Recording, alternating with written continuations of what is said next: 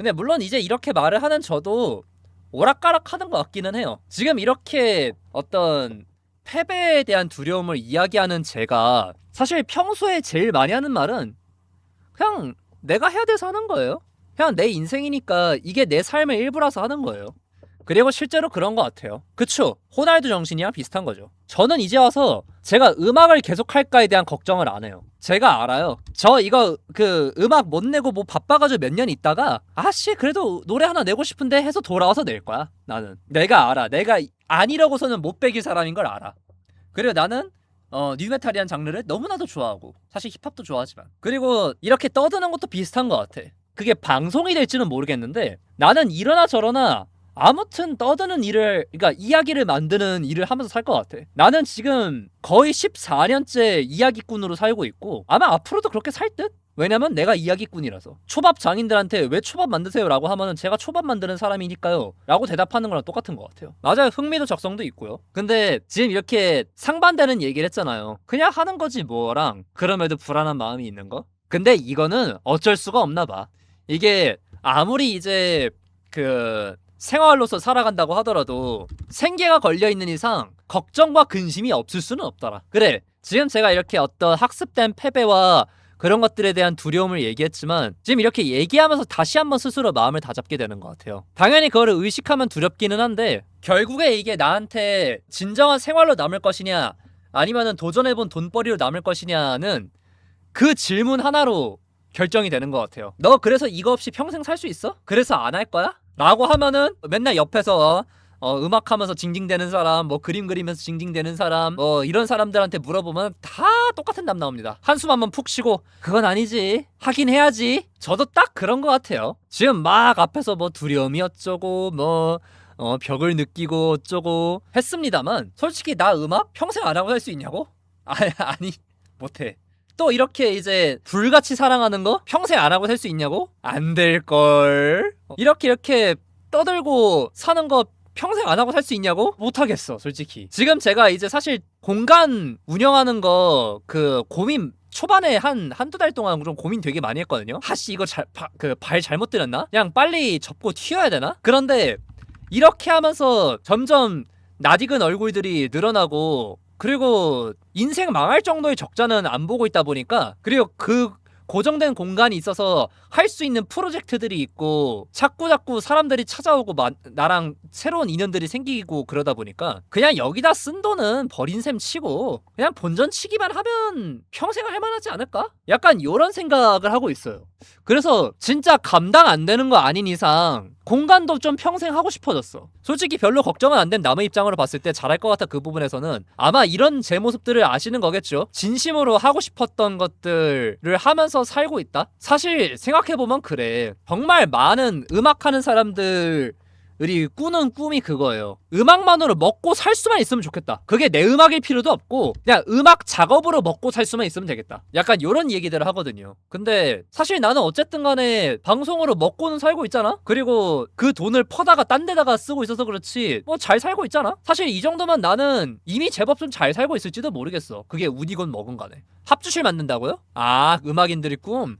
그러니까 내 합주실도 있으면 좋긴 하겠다. 아니야, 그만해. 제발 그만해. 유아람 멈춰. 스테이. 지금 여기서 너 하고 싶은 걸 더 늘리면 안 돼. 멈춰. 그래도 제 주변에 하고 싶은 쪽으로 하며 사는 사람 중에 그래도 되게 잘 되신 케이스긴 한데 더 잘 되셔서 많은 분들께 하나의 길이 되시면 좋겠다는 그러네. 지금 갑자기 이제 마음이 좀 편해졌어. 뭐 운이건 뭐건 지금 내 인생도 누군가에겐 꿈꾸던 삶일 수도 있겠다. 그러네. 내가 뭐 학습된 패배라고 막 자신감 없어 할 필요가 없네. 그러게. 나는 이미 생각보다 잘 살고 있어. 어쨌든 하고 싶은 일을 하면서 먹고 살고 있다. 그리고 심지어 보통 이제 성덕의 기준이 자기가 좋아하는 일로 차를 뽑는 애인데 차보다 비싼 공간 마련했잖아. 그러게. 나쁘지 않네 제법. 그러네. 할 수 있겠다. 그래, 실패한 게 뭐가 중요합니까? 적어도 누군가는 그렇게 한번 도전하려면은 인생을 걸어야 되는 일들을 나는 비교적 되게 쉽게 도전해보고 있는 거고 그렇게 실패했는데도 코인이 있는 인생을 살고 있잖아? 그러면 뭐 될 때까지 해보면 되지 뭐. 망할 정도만 아니면. 그렇네. 내가 무서워할 이유가 없네. 남들은 노래 한번 내고 싶으면은 또는 음악을 하고 싶으면은 직장을 그만두려고 하는데 나는 내 본업하면서 시너지를 낼 수도 있잖아. 다른 상황이지만 저 말이 나한테도 참 위안이 된다.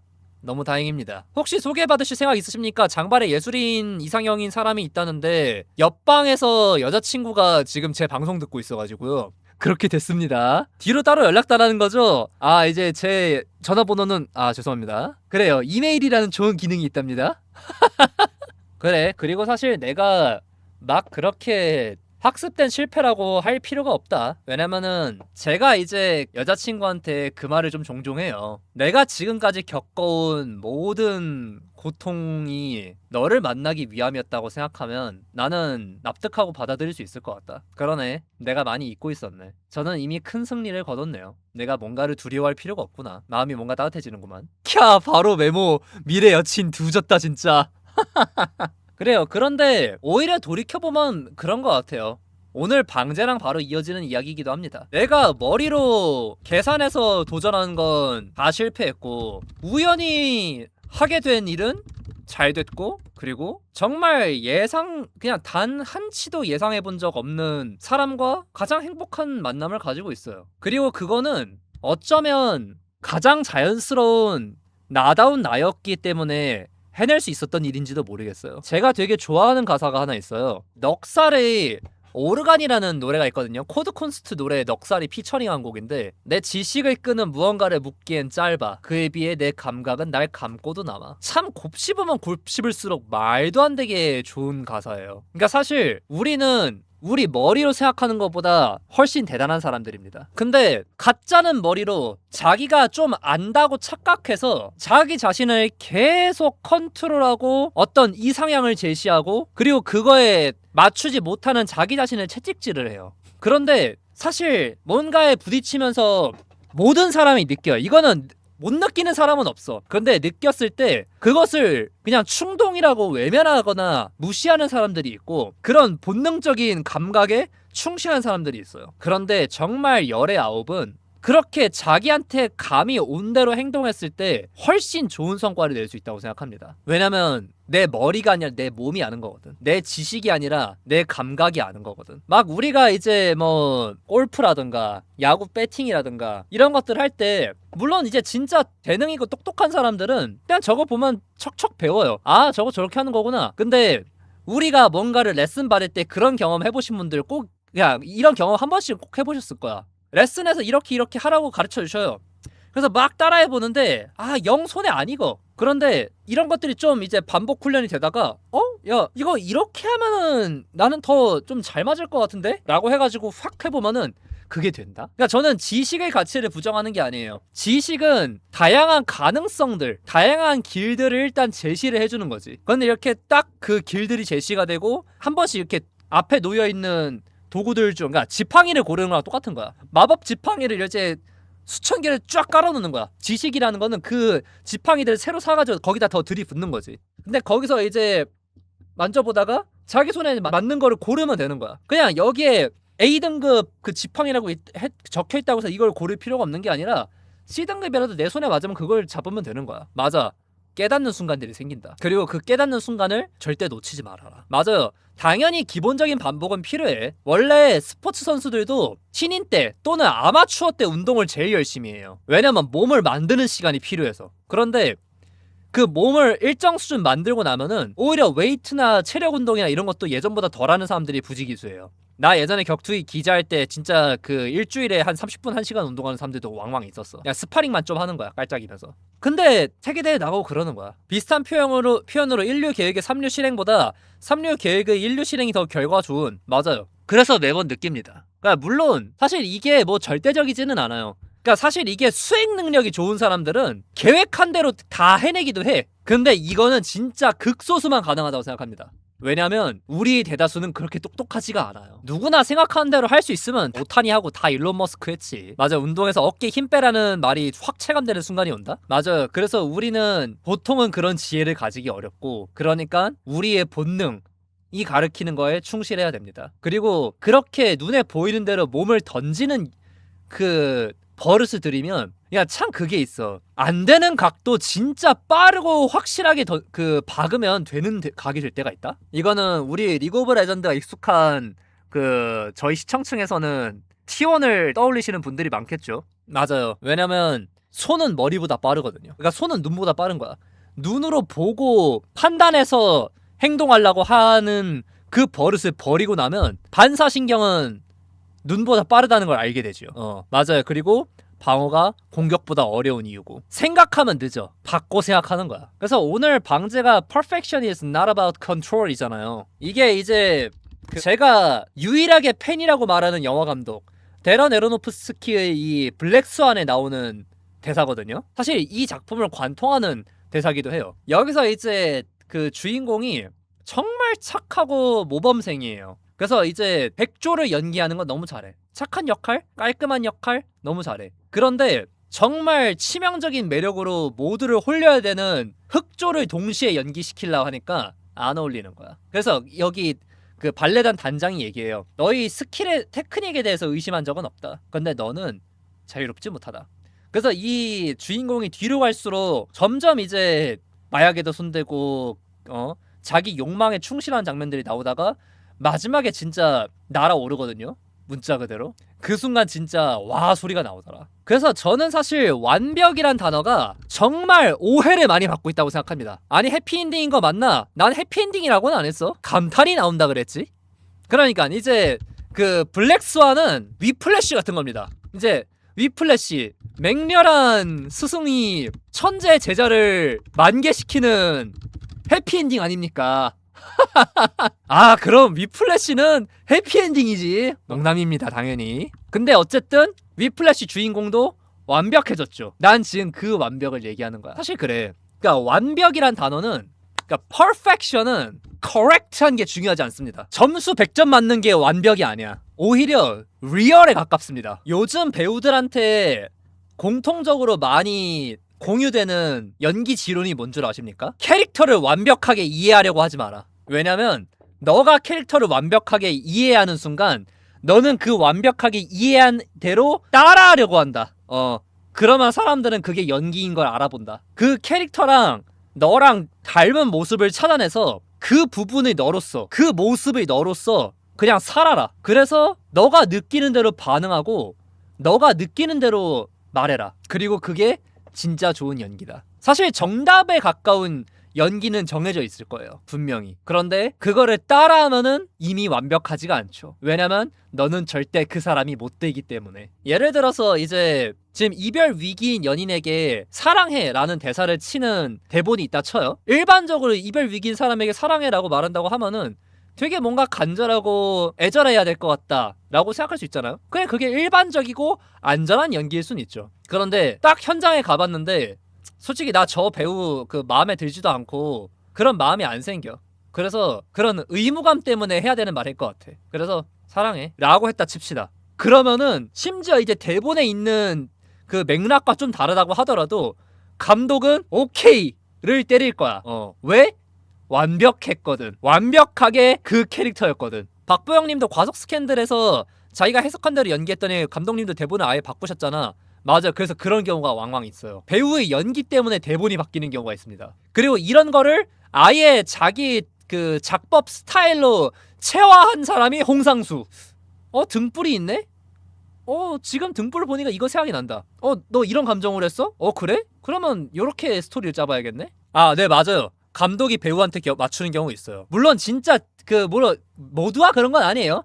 진짜 그 대본에 있는 그대로 해야만 하는 그 사이코 감독들도 있어. 누구였더라? 라이언 고슬링이었나? 그 차 안에서 책을 옆좌석에 던지는 진짜 단순한 시퀀스를 막 40번씩 찍는 거야. 그러는 경우도 있어요. 근데 요즘 일단 공통적으로 많이 추구하는 방향은 그쪽이라고 알고 있어요, 저는. 그래서 아무튼 아까 이제 그 연기 얘기했던 거랑 마찬가지로 여러분, 사실 저는 그렇게 생각합니다. 모두가 각자의 인생을 연기하면서 산다고 생각해요. 그러니까 제가 가끔 하는 말이 있어요. 나는 레슬링 안 하는 프로레슬러다. 사실 프로레슬링이라는 그 종목 자체가 국내에서는 비교적 좀 생소하다 보니까 잘 이해가 안 되시는 분들도 있을 거예요. 근데 우리가 막 이제 늘 있는 WWE 막 이런 소리 하잖아. 근데 난 그게 진지하게 되게 중요한 말이라고 생각해요. 코너 맥그리거가 호세 알도한테 이제 막 도발하고 달려들어가지고 막 밀치고 그래요. 그러면 그건 연기일까요? 아닐까요? 연기이기도 하고 아니기도 합니다. 요즘 연기 쪽에서 많이 하는 얘기가 연기를 하지 말라 그래요. 아까 말했던 대로 너로서 반응해라. 당연히 그 순간에 코너 맥그리거도 사실 동시에 존재했을 거야. 호세 알도라는 사람을 도발해서 어그로를 끌어야 된다라는 어떤 프로의식과 동시에 진심으로 쟤를 이겨서 개박살 내고 싶다는 자기 진심, 그리고 그것이 겹치는 한 지점을 끌어다가 펑 터뜨리는 거야. 그리고 그 순간에 사람들은 열광했죠. 그리고 여러분의 인생도 한번 생각해봐요. 여러분은 여러분으로 살고 계신가요? 사람들이 막 물어보고는 해요. 사실 아까 말했던 대로 코너 맥그리거는 프로레슬링을 한 거예요. 반대로 이제 프로레슬링에 대해서 사람들이 물어보는 게 있어요. 아니 짜고 치는 거면은 그러면은 어떤 사람들은 왜 지기 위해서 올라가는 거야? 지는 게 자기 역할인 사람들이 있어요. 우리네 인생처럼. 우리는 지는 걸 원하지 않아요. 그리고 지기 싫기도 해요. 그냥 상대에게. 하지만 우리가 힘이 미약하고 또는 스포트라이트를 받을 만한 제목이 아니기 때문에, 또는 힘이 없기 때문에, 타고난 피지컬이 딸리기 때문에, 재산이 딸리기 때문에, 명성이 딸리기 때문에 져야만 합니다. 그런데 그 지는 것도 잘 져야 되죠. 이것뿐만이 아니에요. 꼭 승패에 대한 얘기가 아닙니다. 이거는 특히 이제 그 유부남들이 많이 공감하실 텐데, 아니면은 이제 책임지는 자리에 있는 분들, 자리가 사람을 만든다는 게 왜 있는 거겠습니까? 왜냐면 제 이름으로 그냥 예시를 들게요. 유아람과 남편 유아람과 아버지 유아람은 다 다른 사람이에요. 하지만 충실히 연기해내야 되죠. 그리고 그 연기는 내가 싫은데 연기해내는 것이 아니라 내 가슴 속에서 그 역할을 하고 싶어하는 그 일부분을 꺼내가지고 그게 진심이 되도록 하는 겁니다. 그리고 이런 거를 아주 예로부터 한 문장으로 담아낸 격언이 있어요. 그게 뭔 줄 아십니까? 피할 수 없으면 즐겨라입니다. 아니 피할 수 없다고 해도 내가 좋아하는 일인데 어떻게 즐겨요? 그것을 즐기는 너 안의 일부분을 꺼내라. 분명히 있을 테니까 라는 뜻입니다. 이거는 즐기려고 노력하면 안 돼요. 진심으로 즐겨야 되는 겁니다. 컨트롤이 아니라 be real입니다. 맞아요. 그리고 사람 안에는 생각보다 정말 다양한 종류의 인간이 살고 있다는 거죠. 맞아요. 그래서 여러분, 우리는 모두 인생을 연기하며 삽니다. 그런데 그 연기가 오히려 더 나답게 만들어주기도 해요. 나도 모르던 나를 만들어내기도 하죠. 여러분, 진실되십시오. 그리고 그 진실됨이란 건 정해져 있는 게 아니에요. 진짜 나는 정말 의미 없다 생각하는 게 진짜 나 타령, 진정한 나 타령. 진정한 나가 어딨어. 그치, 이런 나도 저런 나도 나지. 그 안에서 이 상황에 정말 잘 맞는 나를 찾아낼 수 있느냐 없느냐의 싸움일 뿐이지. 그쵸, 사람이 한 면만 존재할 수 있는 것도 아니고. 사장 마인드니 그런 말도 있지만 자기주도가 얼마나 중요한지 가끔 깨달음. 아, 내가 이때는 이렇게 살아야지, 저 때는 저렇게 행동해야지 하면서 사는 거랑 누가 시켜서 하는 거랑 진짜 다른. 맞아요, 주인의식이 그래서 얘기되는 겁니다. 물론 또한 이런 걸 오히려 하다 보면 알게 됩니다. 이런 모습의 나가 원하는 거구나. 그리고 평소에 내가 원하는 건 아니구나. 그리고 이런 모습의 나는 유지하기 힘들구나. 어떤 특별한 성향들을 내비쳤다가 나중에 철회하는 사람들 딱 저런 케이스예요. 그런 어떤 사상이나 종교나 아니면 성향을 지지하는 모습이 사라진 게 아니라 그런 모습의 나로서 살기가 싫어진 거야. 힘들어서. 그렇죠. 어렵지만 또한 알게 되는 순간 이해가 됩니다. 그치. 물론 이제 그 평소의 나와 괴리감이 크면 클수록 이제 유지하기 왔다 갔다 하기가 힘들기는 해요.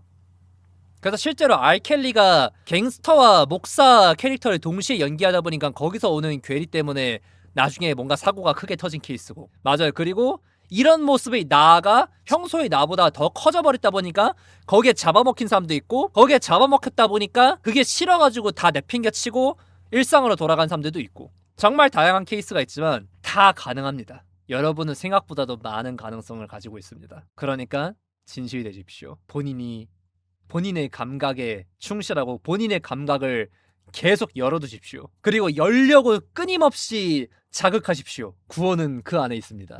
네, 아무튼 그렇습니다. 오늘 그래도 얘기 뭔가 좀 만족스럽네요. 초반에 약간 좀 헤맸던 것 같은데. 자, 그래요. 오늘은 뭔가 이 방송 부금을 틀 분위기가 아닌 것 같군. 딱 여기서 이렇게 그 마무리를 하는 게 여운이 더 남을 것 같습니다. 오늘도 끝까지 봐주셔서 감사합니다, 여러분. 뿅.